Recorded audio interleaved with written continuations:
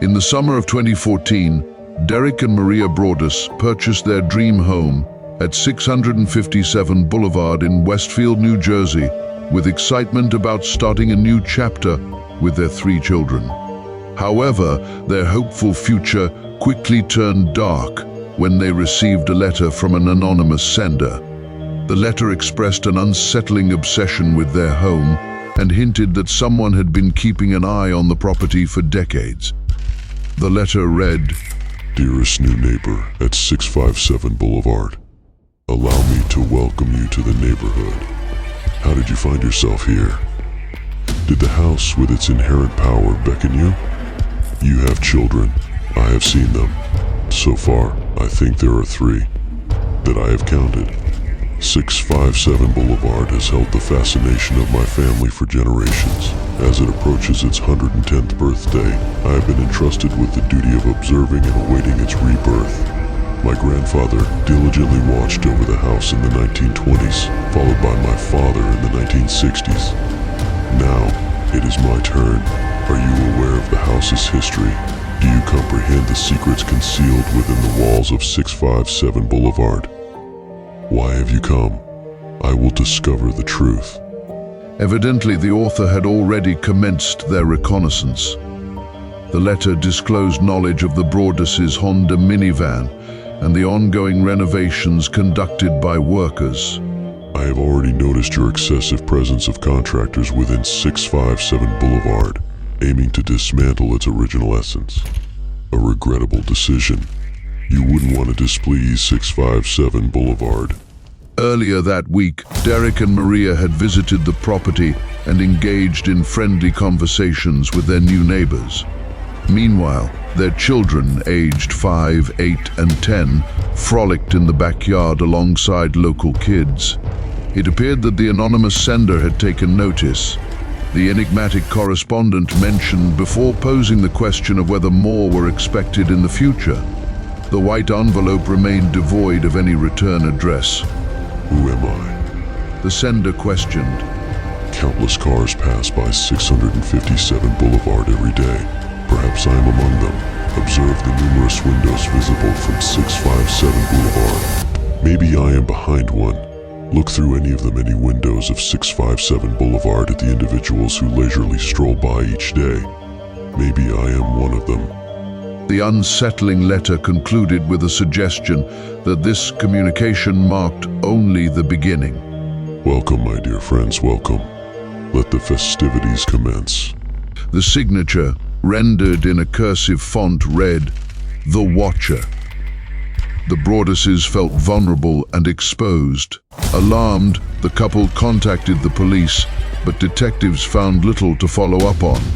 Faced with the daunting reality of being watched, the Broaddus family tried to find solace by reaching out to the previous homeowners, but were met with minimal reassurance. The previous owners claimed they had experienced no issues, deepening the Broaddus' sense of isolation. Overwhelmed by fear, Derek and Maria decided to take action. They hired a private investigator to uncover the watcher's identity and installed security cameras around their property. The pressure of being unable to protect their family added strain to their lives. The couple's once beloved space, now a source of distress, spiraled into a legal battle when the Broaddus family considered suing the previous homeowners for failing to disclose the letters. They argued this non-disclosure led to their emotional distress, compounding their anxiety. Amid escalating fear, another letter appeared that read, "You need to be careful, because I am in your neighborhood." This haunting reminder confirmed that they were still truly being watched. The couple faced sleepless nights and intense worry about their children's safety, deepening emotional scars. As interest in their story grew, it caught the attention of local media, turning the Broaddus family into a spectacle. The previously tight-knit community of Westfield grew increasingly fearful as residents experienced heightened anxiety about their own safety. Neighborhood discussions turned towards secrets and surveillance, creating an atmosphere charged with suspicion. Residents began to analyze their neighbors, fearing that anyone could be watching. The couple felt alienated and struggled with the burden of being in the spotlight during such a vulnerable time. In September 2016, after 2 harrowing years of fear and anxiety, the Broaddus family decided to sell their home, a heartbreaking choice they never anticipated. Even though they had formed emotional connections to the property, the ever-looming threat of the Watcher overshadowed these feelings. However, they quickly found it difficult to sell the home, as many potential buyers were understandably hesitant about the public's fascination with the case, shunning the idea of living under such uncertainty. Eventually, in July 2018, they managed to sell 657 Boulevard, but at a significant loss. Just as they thought they could escape the nightmare, the new occupants soon received a letter from the Watcher. This letter contained the chilling message: "You have a nice family. I will be watching you." This new development reignited media interest and public intrigue in the case, leading to renewed speculation about the Watcher's identity. In the wake of these events, the Westfield community felt re-traumatized, as panic and curiosity emerged once more about the identity of their unseen observer. Meanwhile, the Broaddus family struggled with the emotional fallout of their experiences. Although they moved on physically from Westfield, the psychological effects of living in fear lingered.